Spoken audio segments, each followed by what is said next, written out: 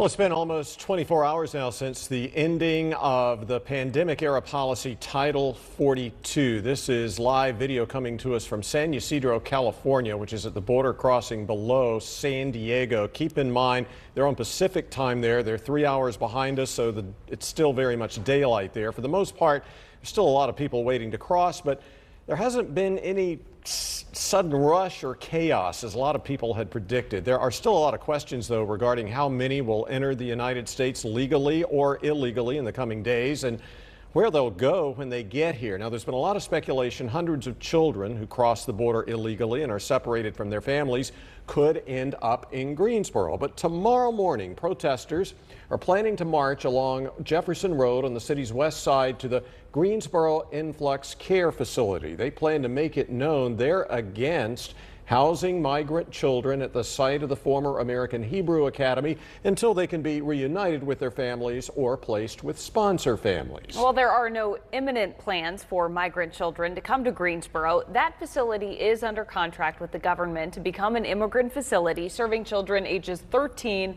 to 17. Fox 8's Cassie Fambro spoke with protest organizers and has more now from Greensboro. Cassie. Katie and Neil, that 5-year government contract would allow this facility to house up to 800 migrant children. Protesters say they do not want those migrant children housed here in Greensboro.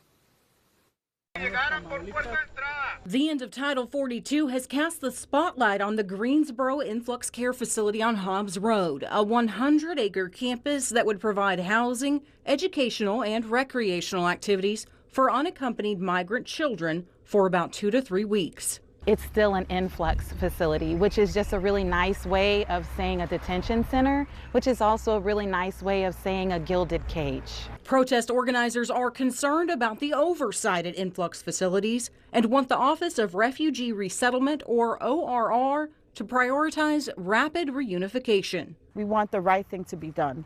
We want them to be united with their families. Franca Jallo, an immigrant herself, says many immigrant children are escaping dangerous situations, and an influx facility can make them feel more unsafe. If your life was not safe where you're from, why would you accept that someone else would take them and put them in a cage, a gilded cage? The influx facility, completely fenced in and guarded, would not allow anyone to enter or leave without permission. We don't want children to be detained. We want them to be protected, and we want them to be able to be unified with their families here on this side of the border. The ORR confirmed as recently as May 5th, there is no current activation date for the Greensboro Influx Care Center, but it will be called the Greensboro Piedmont Academy when it opens.